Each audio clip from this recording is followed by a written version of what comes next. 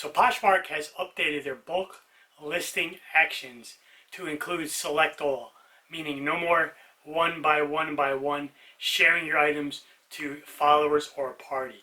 Now with just a couple of clicks, you can share your entire closet. So in this video, I'm going to walk you through how to do it on the web and on the app. Okay, so from your main My Closet page, above your listings on the right, you see a little wrench symbol. You want to hit that, and you're going to either share to followers, and if there is a party, it'll say share to whatever party's happening. So let's hit share to followers, and it's going to load your listings. But as we scroll down, you're going to see it's including what has sold recently. So we don't want to share those. So what you'll do on the left side, you want to click available items. It's going to get rid of all the sold ones and just what's active. So then you can either click individually as it was before the update, but we want to do select all. You'll see it's going to check off every listing.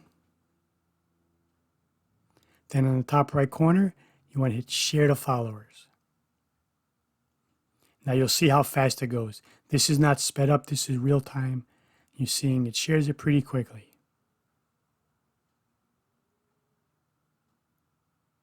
And when it's done, don't touch your screen and it'll kick back to normal.